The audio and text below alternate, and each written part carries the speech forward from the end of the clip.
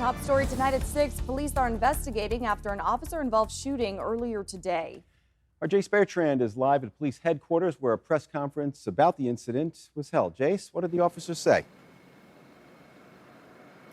Dave, Police Chief Sean Case said in the press conference that the incident began after officers responded to a call at the Walmart on DeBar.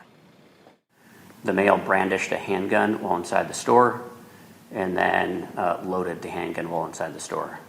He then left the location, walked across the parking lot, and fired one round in the air. Case said the suspect was spotted by officers near the 6300 block of DeBar Road at Russian Jack Plaza.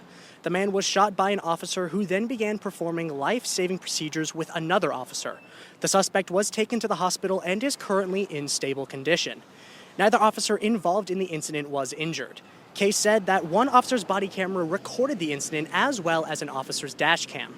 Now, this is an ongoing investigation, so we'll give updates as more information comes in. Jace Bertrand, Alaska's news source. All right, Jace Bertrand, thanks very much. And we're continuing to monitor the Suicide Basin outburst. The National Weather Service says the Mendenhall River has crested. But as those water levels decrease below major flooding, the risks are still a factor. The Mendenhall River crested just a few hours ago at 14.7 feet and has already fallen over 3 feet to 11.7.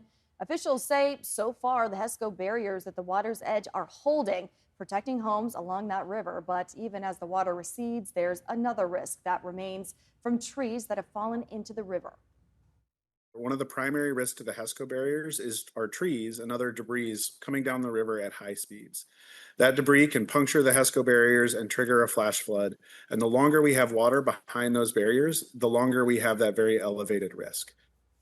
Officials are still urging people to evacuate. The Unified Command will give the all clear to return neighbors to their neighborhoods once the waters have fallen below those major flood levels. And we're continuing to watch those water levels go down. Our meteorologist Jackie Purcell has been on this all day, joins us now. Jackie, what's the timeline looking like? It's going pretty well because just a 3 feet drop in the last several hours and went from major flood stage to moderate flood stage, and we are continuing to see those levels decrease. So the flood warning, however, does remain in effect until 4:30 on Friday morning, but pretty much after that, that first alert will be dropped. Here's a look at the hydrograph. You saw those water levels rise very rapidly, but the current situation sees them dropping now to at about 11.7 feet. So you can see that still in moderate flood stage, but it's just almost to go into minor flood stage.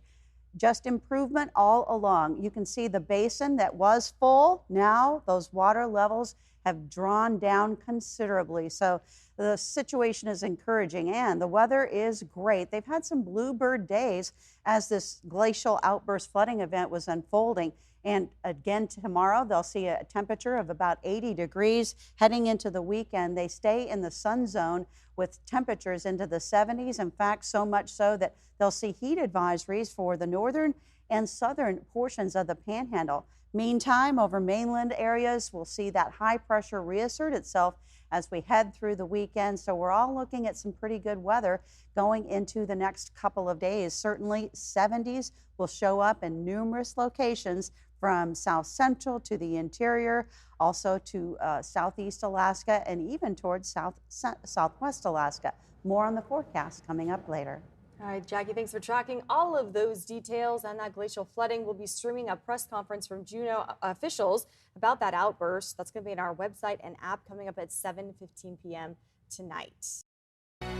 Kamala Harris chimed in on Alaska's race for U.S. Senate Wednesday evening, urging support for Democratic challenger Mary Peltola to unseat incumbent Senator Dan Sullivan. And our political reporter Will Courtney joins us now. Will, big question. What does the Peltola campaign think about all this? Yeah, well, Dave, it doesn't seem like they're thrilled at this news. And the campaign said in a statement to me that Peltola, quote, isn't seeking endorsements from anyone from the lower 48. That's after she didn't endorse Harris in the 2024 election. That's the race where she ran for re-election in the House and lost. The Sullivan campaign is using the endorsement to tie Harris and Peltola together, saying Peltola and Harris aren't on Alaska's side. Now, Sullivan was endorsed by Trump last year. I do have more live on this report right now on our website and our mobile app. Dave, Augusta? All right, well, thanks for tracking all of that. Lots going on in the campaigns right now and lots going on up in Fairbanks. For sure. The Fairbanks Charter School will not be opening its doors this year, this fall, leaving more than 350 families without the option that they were hoping for.